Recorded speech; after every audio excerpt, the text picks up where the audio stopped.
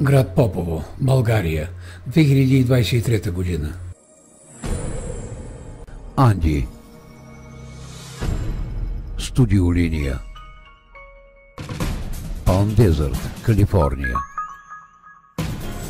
Представя една продукция на Наско Минчев. Здравейте, драги приятели! Здравейте, мои близки, роднини и фенове! Радваме се отново да бъдем заедно. Да бъдем заедно с вас в следващият видеоклип. Пригответе се! Могат ли мъртвите да помогнат на живите? Млад мъж от Западна Африка му предстоял изпит в училище.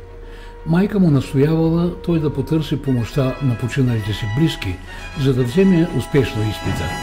В Палермо, Сицилия, туристите посещават катакомби, където са изложени стотици внимателно запазени тела на мъртъвци. Някои вярват, че тези мумифицирани тела осигуряват на живите божествена защита.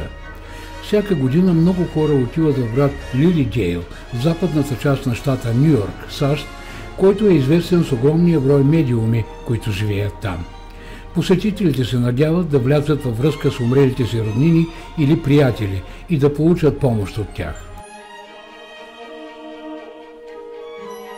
Вярването, че мъртвите могат да помогнат на живите, е разпространено по целия свят. Какво мислиш за това? Може би си бил учен да вярваш в нещо подобно или познаваш хора, които имат такъв вид. Съвсем естествено е да копнеем да видим близките си, които сме загубили в смъртта. Медиумите или хората, които викат духове, обещават помощ в това отношение. В писание Тайм били цитирани думите на една жена, която е медиум.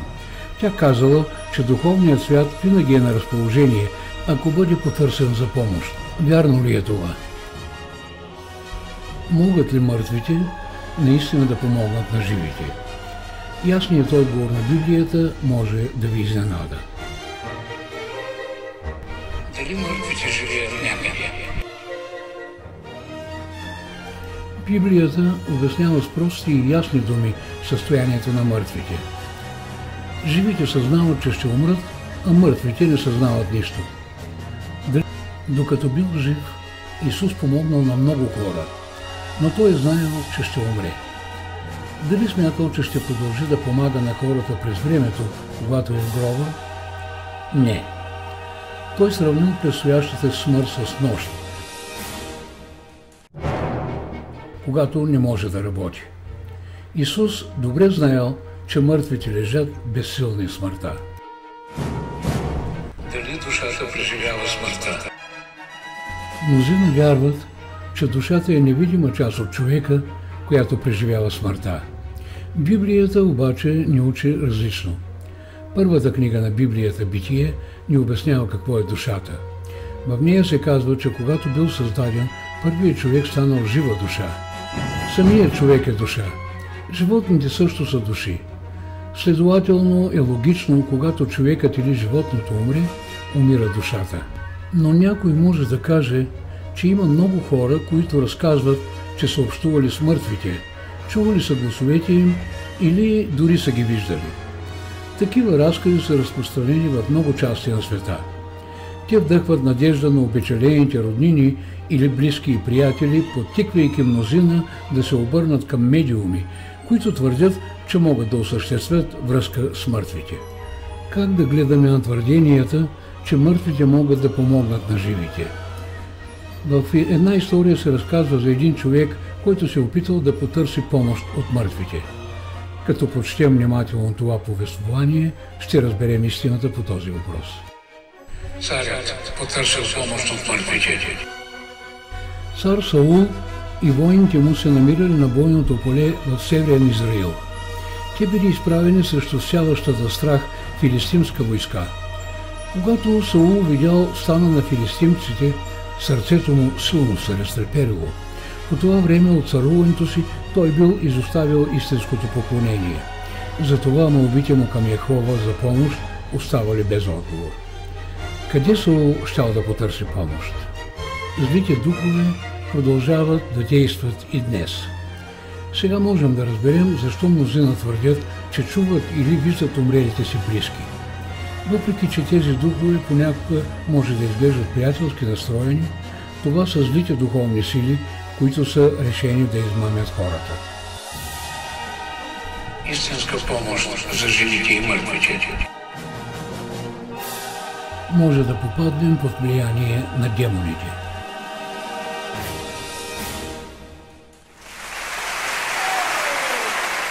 От казаното до тук разбрахме, че мъртвите нямат сила да помагат на живите.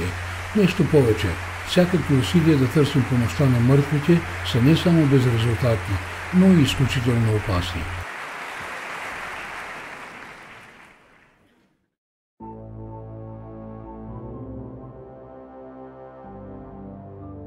Живи и мъртви. Могат ли мъртвите да помагат на живите?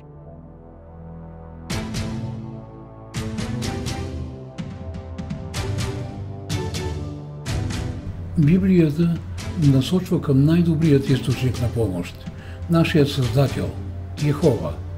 Той може да ни избави от смъртта. Той е готов да ни помага и да ни дава истинска надежда, за разлика от фалшивата надежда, която дават хората, които викат духове.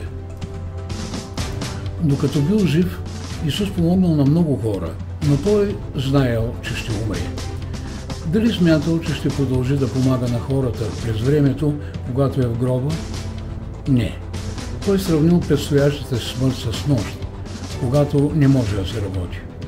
Исус добре знаел, че мъртвите лежат безсилни в смъртта.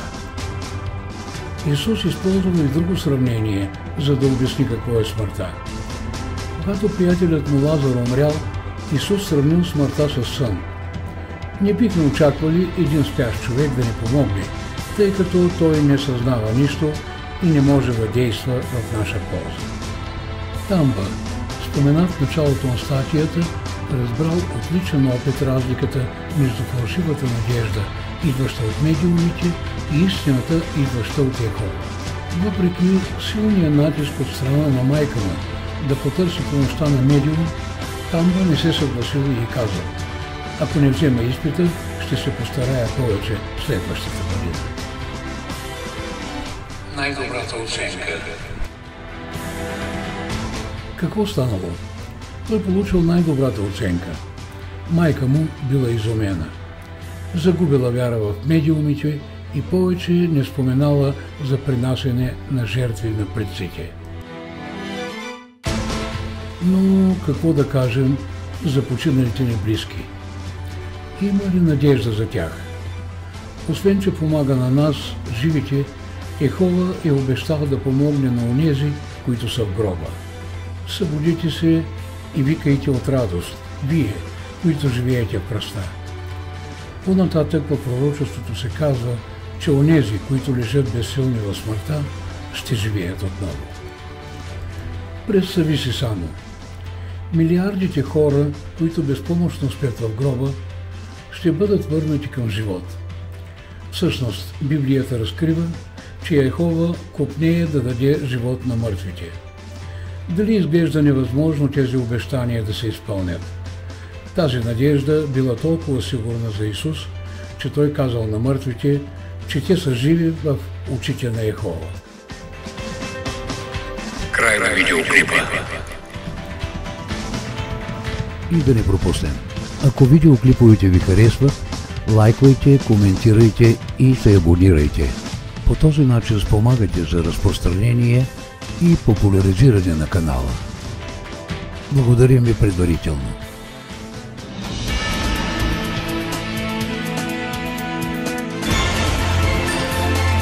Engis Studio Live Independent.